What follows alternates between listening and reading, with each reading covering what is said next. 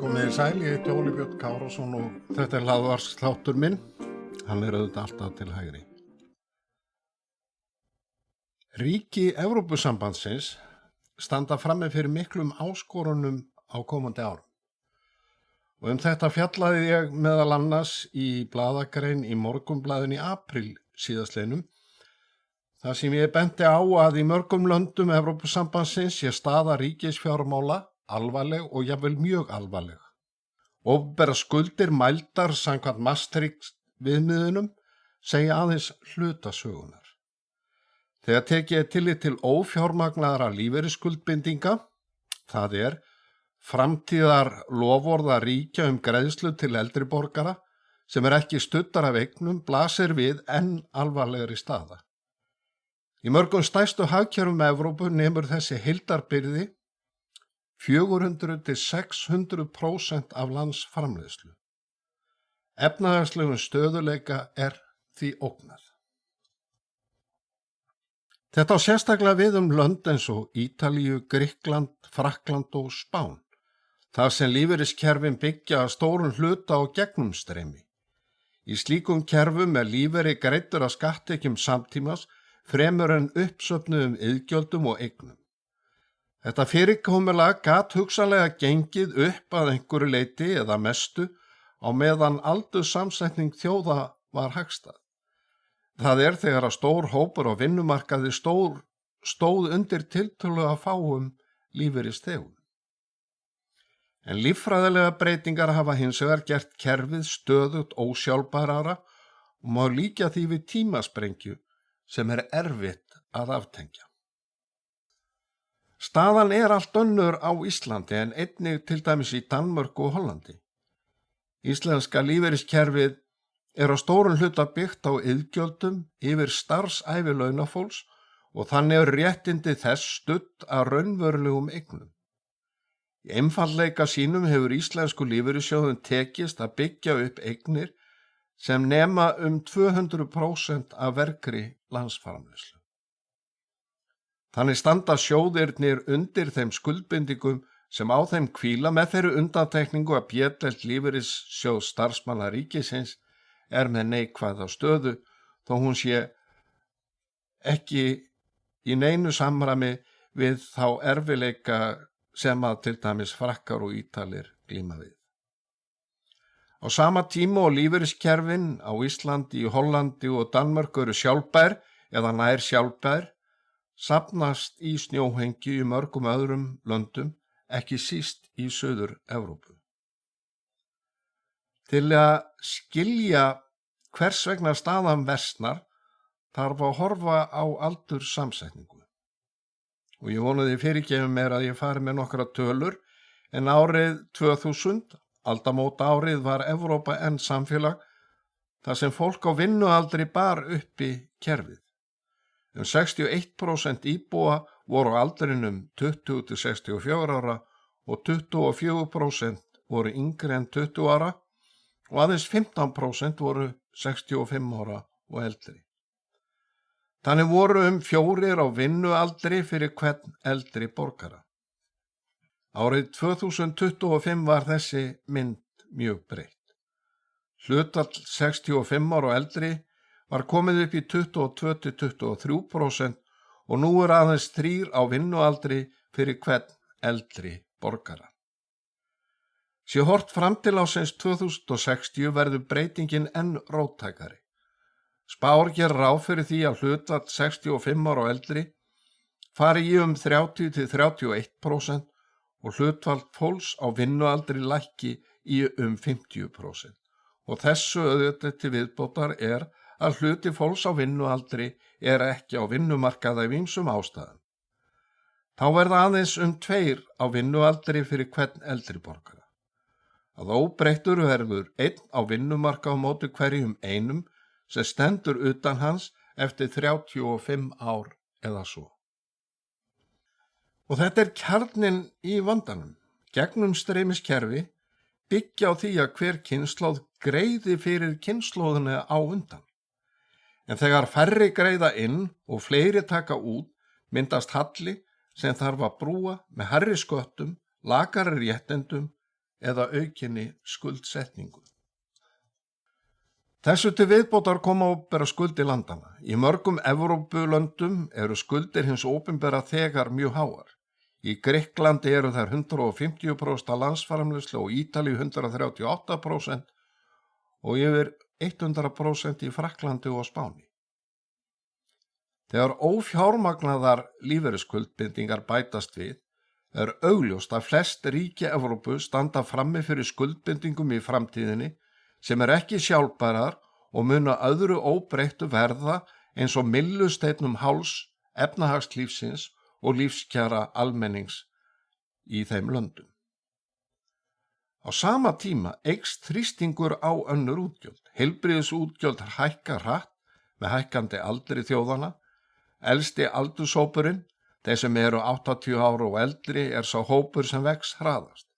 Þetta er jafnframt sá hópur sem þarf mest á heilbrigðisþjónustu og langtíma umönnun að halda. Þannig aukast útgjöld hins opinbera ekki aðeins vegna ófjármagnaðra lífeyrisskuldbindinga, heldur einnig vegna heilbrigðis- og umönnunar kerfisins. Þessu til viðbótar standa Evruríkin eða Evrópuríkin frammi fyrir nýjum kröfum aukin útgjöld til varnar- og öryggismála. Breytt staða í öryggis- og varnarmálum hefur leitt til þess að ríki þurfa að auka framlög til varnarmála oft úr 1,5% af landsframleiðslu upp í 2-3% eða jafnvel meira. Þannig er þrengt að svigrúmi í ríkisfjármálum. Og til að gera stöðuna enn verri en ella er sú staðreynd að atvinnuleysi hefur verið krónískt vandamál í mörgum löndum Evrópusambandsins, ekki síst þeim löndum sem standa verst að vígi. Stærsti vandinn sem glímt er við á vinnumarkaði er mikið atvinnuleysi meðal ungs fólks, mest í löndum Suður-Evrópu. Atvinnuleysi ungs fólks er tvöfalt meira en almennt atvinnuleysi og í sumum ríkjum hefur heil kynslóð ekki náð fótfestu á vinnumarkaði. Á Spáni, Ítalíu og Grikklandi er atvinnuleysi meðal ungs fólks 20-30%. Fátt gefur tilefni til bjartsýni að staðan breytist í náinni framtíð. Á sama tíma er hagvöxtur víða lítill. Í skýrslu frá 2024 sem kenndi við Mario Draghi er bent á að samkeppnishæfni Evrópu hafi dalað gagnvart Bandaríkjunum og Asíu. Framleiðni vöxtur er lítill eða engin, fjárfesting í nýsköpun er minni og Evrópa hefur dregist aftur úr í lykil greinum framtíðarinnar. Evrópa á nú aðeins 3 félög í hópi 50 verðmætustu skráðu fyrirtækja heims. Fyrir 3 árum voru þau 9. Á sama tíma hafa yfirburði bandarískra félaga aukist. 5 stærstu tæknifyrirtæki Bandaríkjanna standa nú undir 16% af heildarverðmæti hlutabréfamarkaðra heimsins. Þetta skiptir máli vegna þess að hagvöxtur er ein forsenda þess að löndin geti staðið undir skuldbindingum að minnsta kosti að hluta. Ef hagvöxtur er lítill verður enn erfiðara ef ekki útilokað að fjármagna lífeyriskerfi og opinber útgjöld. Þannig verður til vítahringur. Öldrun eykur útgjöld, krónískt atvinnuleysi verður til þess að lítill hagvöxtur dregur úr tekjum og samkeppnishæfnin veikist enn frekar. Það verður langt í frá einfalt eða auðvelt, efnahagslega eða pólitískt að finna leiðir út úr ógöngum sem ógna efnahagslegum stöðuleika aðildarríkja Evrópusambandsins. Í fyrsta lagi geta ríkin hækkað skatta. Vandinn hins vegar sá að flest þessar ríkja eru þegar með þunga skattheimtu í alþjóðlegum samanburði. Hækkun skatta mun óhjákvæmilega draga úr samkeppnishæfni atvinnulífsins enn frekar, draga úr hagvexti og verða dragbyggður á nýsköpun og fjárfestingar. og vítarhringurinn verður enn meiri og þrengri. Enda hefur sagan kennt okkur að þegar ríkisvaldi leggur of þungar byrðar á borgarana, taka þeir til fótanna og freista gæfunnar í öðrum löndum þar sem meiri hófsemi gætt.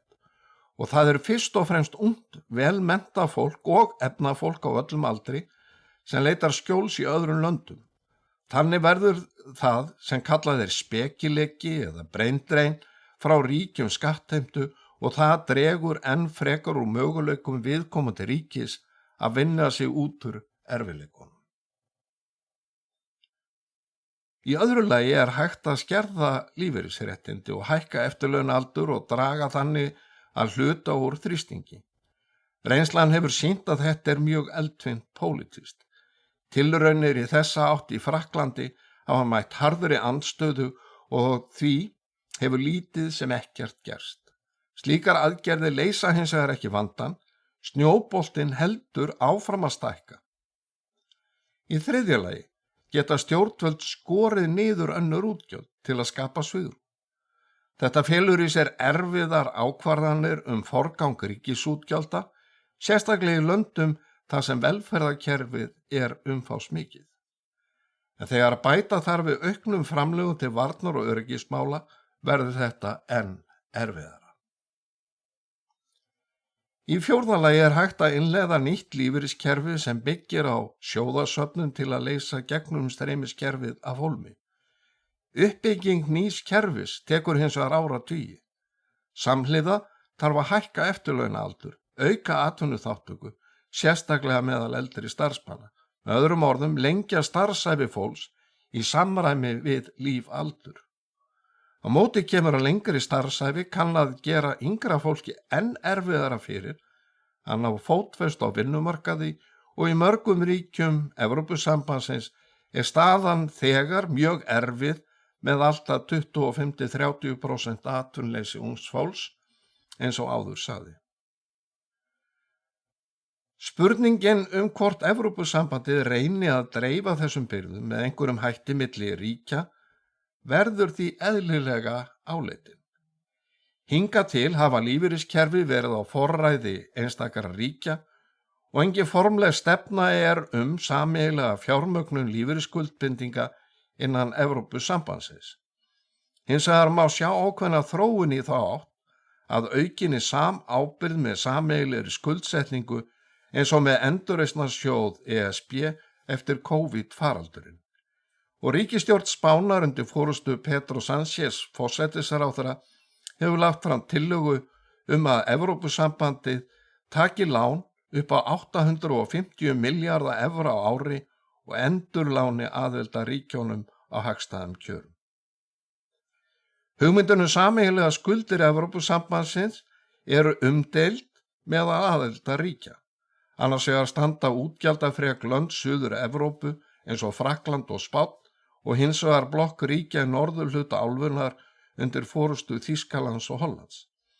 En tillaga Spánverja endurspeglar vilja áhrifamanna að samþætta betur ríkisfjármál aðildarríkjanna. En með aukinni samþættingu eykst hættan á að skuldbindingar einstakra ríkja verði að sameiginlegu viðfangsefni sameiginlegum erfiðleikum. Þessi þróun verður ekki aftengd lífeyrisskuldbindingum. Þegar og ef einstök ríki ráða ekki við skuldbindingar sínar, eykst þrýstingur á sameiginlegar lausnir líkt og gerðist að hluta til í evrukreppunni sem samfærði marga að sameiginleg mynt án sameiginlegra ríkisfjármála virki illa og aftur í COVID-faraldurinn. Hér takast á ólíkir hagsmunir ríkja eftir því hvernig þau hafa staðið að málum. Annars eru lönd sem hafa byggt upp lífeyriskerfi sem reist að verulegu leyti og eignasöfnun og hins vegar lönd þar sem kerfið að mestu gegnumstreymi og því eignalaust.